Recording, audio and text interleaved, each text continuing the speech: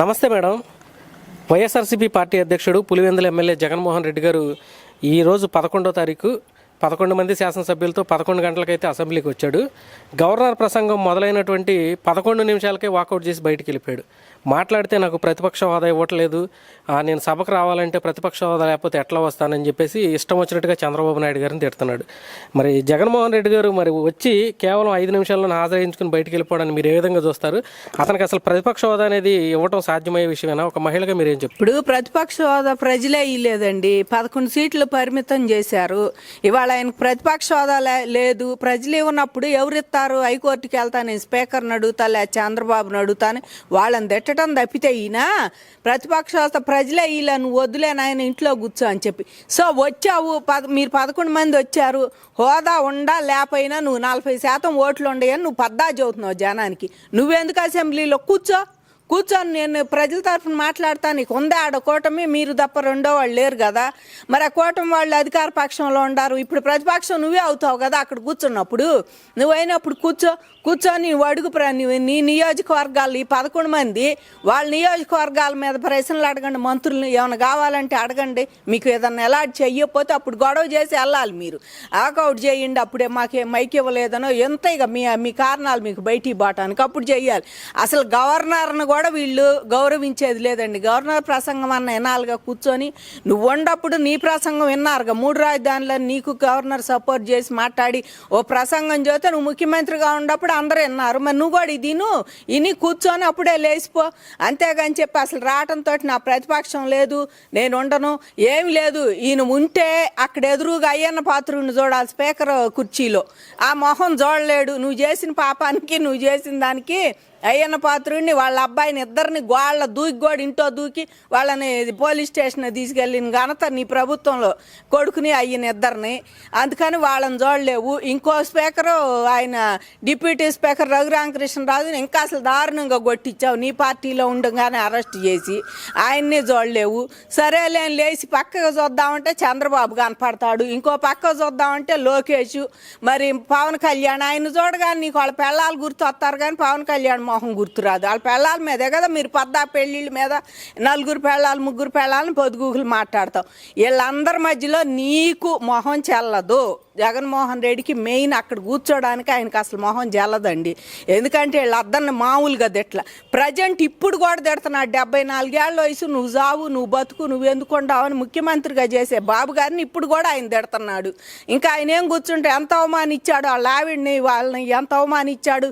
వాళ్ళందరిని 150 మందిని నువ్వు వెనకబెట్టుకొని నేనే రాజుని, మళ్ళీ 30 ఏళ్ళు నేనే ఉంటానని నీ కింద పైన అసలు ఆకాశం భూమికి కనపడకుండా తిట్టావు. వాళ్ళని ప్రహ్లాన్ని కూడా పట్టుకొని అక్కడ ఒక మహిళను కూడా లేకుండా బాబు గారి భార్య అని కానీ ఏదైనా ఇండైరెక్ట్గా నీ వాళ్ళ చేత అంటంటే అని అంబటి రాంబాబు తక్కువ చేశాడా? ఆ మాటలు అంటుంటే నువ్వు నవ్వుకోవటం, వాళ్ళే మా నాయకుడు నవ్వుకుంటున్నాళ్లే ఇంకా తెగేసి అంటాం.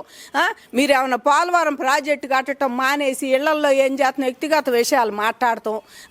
మరి ఈ ఆంధ్రప్రదేశ్ రాజధాని అభివృద్ధి మానేసి పోయిన రాజధాని ఉంటుందా ఉండదు దాని మీద కూడా లేదు. ఎంతసేపటికి ఇళ్లలోనే రాజధాని ఏం కోర్టుకు వేశారు, పోలవరం ఏమో అటకెక్కిచ్చారు. ప్రధాని మోడీ చేతిలో ఉందా, మాది లేదని చెప్పి.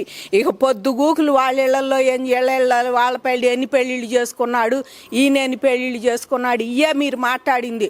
అందుకే మీకు అసెంబ్లీలో గిట్టదిట్టాంటి అసలు వాళ్ళకి గిట్టదండి.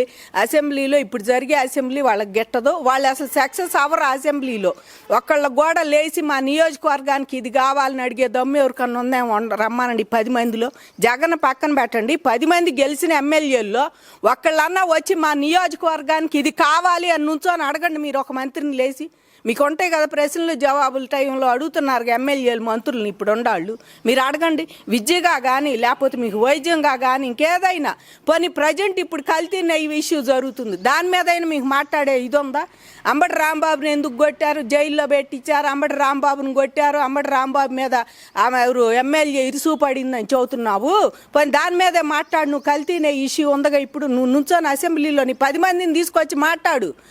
ఏమీ లేదు, మేము మాకు ఇవ్వలేదు కనుక ఇవ్వలేదు కాదు, అసలు మాట్లాడటం వీళ్ళకి రాదు. వీళ్ళందరూ జీరోలే, అసలు ఫస్ట్ క్లాస్ స్టూడెంట్స్కి కూడా పనికిరారు. వీళ్ళు ఆ రకమైన నాలెడ్జ్, వీళ్ళకి మెచ్యూరిటీ లేని వాళ్ళే మొత్తం ఈ ఎమ్మెల్యేలు. ఒక్కటి కూడా వీళ్ళు మాట్లాడరు, మెదలకుండా రావటం, ఆ సంతకం కూడా పెట్టకపోతే ఎమ్మెల్యే పోస్ట్ కూడా ఉండదేమోనని చెప్పేసి మరి జీతాలు అలవెన్స్లు ఈ ప్రజల డబ్బులతో మరి తిరగటం ఇవన్నీ ఆడి నుంచి వస్తాయి. ఎమ్మెల్యేగా ఉండకపోతే అని ఆ సంతకం పెట్టి ఎమ్మెల్యేగా నేను ఉండానని ఏదో మామ అనిపించి వెళ్ళిపోయి పైపెచ్చు ప్లకార్డులు ఎందుకు, మీరు ప్లకార్డులు పోయినసారి వీళ్ళు ప్లకార్డులు తీసుకొస్తే చంద్రబాబు గారు ప్రతిపక్షంలో ఉన్నప్పుడు నువ్వు వీళ్ళని పెట్టావు, ఎవరిని మనుషుల్ని పెట్టించావు, పెట్టి సెక్యూరిటీ వాళ్ళని పెట్టించి వాళ్ళందరినీ రావటానికి లేదని చెప్పి నువ్వు గేటు బయట గేట్లు మూయించావు ధర్నా. వాళ్ళు వస్తుంటే మైక్ పాయింట్ దగ్గర ధర్నా, అక్కడ కూడా మాట్లాడటానికి లేదని చెప్పి వాళ్ళని ఎంత అరెస్ట్ చేసావో అందరూ చూశారు. ఇవాళ నీ ఇష్టమైనట్టు నువ్వు మాట్లాడితే పేరు నాని ఒకడో, అంబటి రాంబాబు ఒకడో వచ్చి మైకుల ముందు నుంచొని అసెంబ్లీ అప్పుడల్లా తిడతారు. పాపం ఇవాళ ఒక ఆయన జైలు పోయాడు. మరి ఇక పేరు నాని గారు ఉండారు. వీళ్ళు నోటికి అంత మాటలు వస్తే అంత మాటలు మాట్లాడటం, ప్రజలకు చేసేది ఏమీ లేదండి. ఇలా 40% ఓట్లు వేసిన వాళ్ళకి కూడా ఇలా 11 నియోజకవర్గాల వాళ్ళకి కూడా ఒకటే చెబుతున్నాం మేము. మీరు 11 నియోజకవర్గాలు వేసి గెలిపించినందువల్ల మేమన్నా మీకు ప్రయోజనం ఉందా? పోనీ అక్కడ వాళ్ళు అక్కడే పోయి ముఖ్యమంత్రి గారిని స్థాయి మంత్రులు ఎవరినన్నా పోయి అక్కడ మధ్యలో వాళ్ళని ఏమండి మాకు ఇలేవు అయిలేవు వాళ్ళు అడగటం తప్పితే మీ ఎమ్మెల్యేగా మీకు ఏమన్నా వాళ్ళు చేస్తున్నారా? ఎందుకు అడగట్లా? నీ ఓట్లు వేసి గెలిపించిన వాళ్ళు మిమ్మల్ని అసెంబ్లీకి ఎందుకు పంపి ఇట్లా ఇదిగో మాకు ఇది కావాలి అని అడిగితే మీరు ప్రతిపక్షం ఉండట్టే, కానీ మీరు శాసన మండలికి ఎందుకు వెళ్తున్నారు? వీళ్ళు శాసనసభకు రాని వాళ్ళు మళ్ళీ శాసన మండలికి వాళ్ళ మెజార్టీ ఎక్కువ ఉంది కాబట్టి శాసన మండలికి వెళ్తున్నారు. అంటే వాళ్ళు ఎక్కువ మంది ఉంటేనే నేను అసెంబ్లీకి వస్తా, లేకపోతే నేను రానని జగన్ చెప్పకనే పొద్దుగూకులు చెబుతున్నాడు ఈ అసెంబ్లీ అప్పుడల్లా. మేము మళ్ళీ అధికారంలోకి వచ్చి చంద్రబాబు గారు అప్పుడు అన్నారు నేను అధికారంలోకి వస్తేనే వస్తాను, లేకపోతే రాని ఈ సభని ఇట్టా అని చెప్పి ఆయన పోయాడు. ఆయన ఏ పర్పస్ మీద వెళ్ళాడో అందరికీ తెలుసు, ఆయన ఎంత అవమానించారు.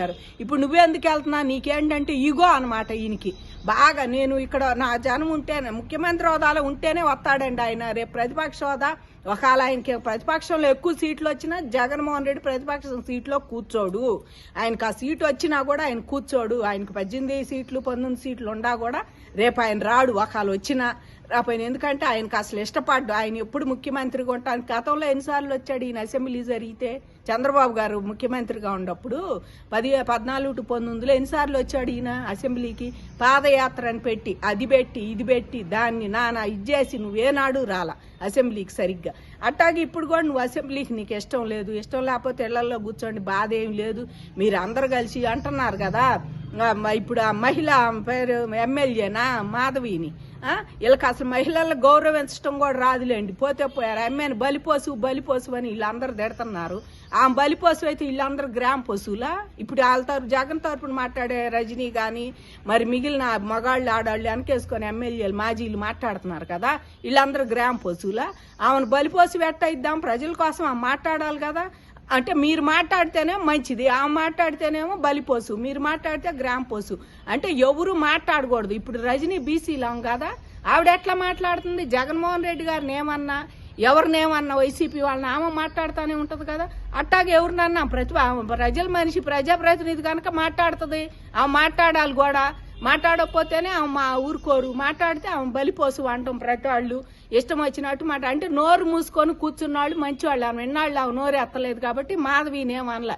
ఇప్పుడు ఎమ్మెల్యే మాధవి గారు నోరు ఎత్తుంటే ఆమెను బలిపోసు కింద కడతాం, నోటికి వచ్చినట్టు మాట్లాడతాం. ఇప్పటికైనా నువ్వు ఏదైనా ఉంటే రేపైనా వచ్చి ఆ కల్తీ గురించి డిస్కషన్ చేయి అసెంబ్లీలో. నీకు ప్రతిపక్ష హోదా ఏముంది? నువ్వే ప్రతిపక్షం, ఇంకా అక్కడ హోదా ఏముంది? ఇంకొకళ్ళు లేరు కదా. జగన్మోహన్ రెడ్డి అంటే ఇప్పుడు ప్రతిపక్షం ప్రజెంట్. నువ్వు ఇస్తే ఆ కల్తీ నెయ్యి మీద కల్తీ లెక్కర్ మీద జోగి రమేష్ని కాపాడతావో, అంబటి రాంబాబుని కాపాడతావో, మరి వైవి సుబ్బారెడ్డిని కాపాడతావో, ధర్మారెడ్డిని కాపాడతావు, ఎవరిని కాపాడతావో కాపాడుకో. రేపు డిస్కషన్ పెట్టి ఈ 10 రోజుల అసెంబ్లీలో వీళ్ళందరినీ కల్తీ లెక్కర్ గాడిని కల్తీ నెయ్యి వాళ్ళని లేకపోతే ఇంకొకటి చదువుతున్నాడు ప్రజాక్షేత్రంలో తేల్చుకుంటాడు, సన్నాసం తీసుకోకుండా ఇంట్లో చచ్చినట్టున్నాడు. ఇప్పుడు ఇంకా మళ్ళీ సవాళ్ళు వేస్తున్నారు ప్రజాక్షేత్రంలో తేలుతాను. మరి వీళ్ళందరూ ఏం తేలుతారు రేపు ప్రజాక్షేత్రంలో? ఎప్పటికైనా జనం 29లో అయినా సరే మళ్ళీ బాబు గారిని కూటమి ప్రభుత్వాన్ని గెలిపిస్తేనే ఆంధ్రప్రదేశ్ మనుగడండి.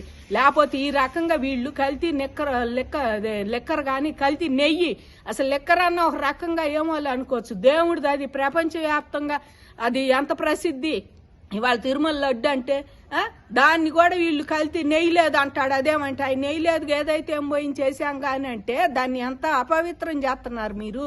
ఈ రకంగా చేసి ఇంకా మాట్లాడుతున్నారంటేనండి వీళ్ళు సిగ్గులేనితనానికి నిదర్శనం ఇదంతా. జగన్మోహన్ రెడ్డి గారు ఎప్పటికైనా అసెంబ్లీకి వచ్చి ప్రజల మీద 40% ఓటర్లకు ఏం కావాలో చర్చించు. ఓ పర్సన్గా అన్న ఉంటావు, లేకపోతే ఈసారన్నా నీకు ప్రతిపక్షాలు కూర్చునే భాగ్యం దక్కిద్ది. లేదమ్మా నేను నీకు ఇట్టాగే చేస్తాను, నేను పాదయాత్రలు చేసుకుంటా, నా ఇష్టమైన చేస్తాను. ఇంట్లో ఆడవాళ్ళని గౌరవించినాడు, బయట ఏ ఆడవాళ్ళని గౌరవించడండి. బయటకు వస్తే మాటలు చెప్పటమే. అదేదో జగన్మోహన్ రెడ్డి గారు ఎగ్నతకు వదిలేస్తున్నాం మేము. గడప లోపల ఉండాలని ముందు గౌరవించడం నేర్చుకొని వాళ్ళు ఇల్లు వదిలిపెట్టకుండా చూసుకో. భార్య చెల్లెళ్ళు వాళ్ళదే అమ్మని భార్య కాదు అమ్మని చెల్లెళ్ళు ఇద్దరిని వదులుకుండా చూసుకో. అప్పుడు గడప బయటకు వచ్చా మా బోటి అప్పజల్లని సిక్కటి చిరునవ్వు చూడొచ్చు అని జగన్మోహన్ రెడ్డి గారికి ఎన్న పని చేస్తా ఇంట్లో కూర్చుంటే బెటర్. ఇదికి వచ్చి యాసం కూడా వద్దు, నేను రానని ఒకటే మాట చెబితే ఇంకా బెటర్గా ఉంటుంది అనుకుంటున్నాను అసెంబ్లీకి.